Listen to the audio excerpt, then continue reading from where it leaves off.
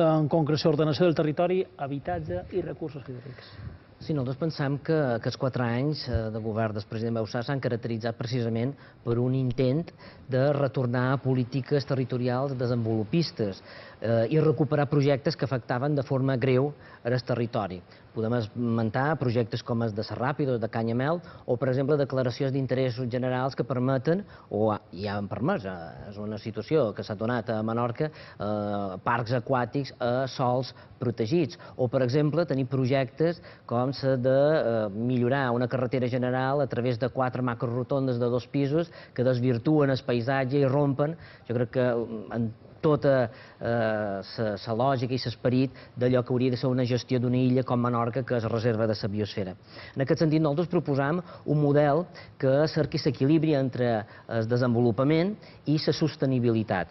I creiem que nosaltres això passa, lògicament, per grans acords. I és cert, durant aquests anys hi ha hagut un intent per part de la societat civil de promoure pactes. Van tenir una oportunitat meravellosa en aquesta comunitat fa pocs mesos a través d'una iniciativa legislativa popular que proposava precisament un pacte per al territori i amb un suport, jo crec que molt important. Quasi 16.000 persones donaven suport i impuls a aquesta iniciativa i, lamentablement, el Parlament, a través de la majoria del Partit Popular, la va retirar en poc més de mitja hora. En aquest sentit, crec que hi ha molta feina feta i, sobretot, el que cal és gestionar correctament els instruments que tenim. Crec que en tenim un de molt vàlid a les diferents illes i el conec més des de Menorca com és el Pla Territorial Insular, que el que intenta és planificar, ordenar la intervenció sobre el territori. Però tenim també intervencions que han volgut desvirtuar aquesta idea de pla territorial com és la norma territorial transitòria.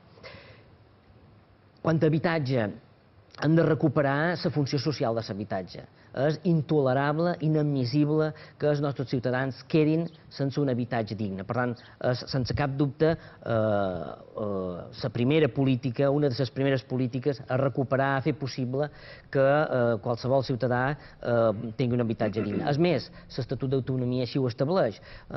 Recull que els poders públics han de treballar perquè els ciutadans tinguin un habitatge digne. En aquest sentit, proposam mesures per evitar qualsevol desnonament, actuar perquè els pisos buits de grans empreses o de bancs se'ls sancioni si no són capaços de posar-lo a disposició de fórmules com el lloguer social, per exemple, que permeti l'accés i permeti acabar amb aquesta situació de famílies i persones que no tenen habitatge.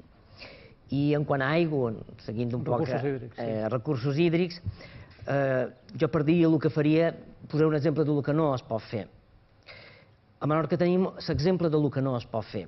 Una dessaladora que va costar més de 55 milions d'euros, que cada dia costa, o costarà, depenent de les situacions que es trobi, 8.000 euros i que no treu ni una gota d'aigua. Cal planificar, i jo crec que en aquest sentit és molt important fer una planificació a nivell d'illa. A nivell d'illa i amb la col·laboració dels ajuntaments, perquè depenent de la gestió això es traduirà en un cost damunt la taxa que hauran de pagar els ciutadans.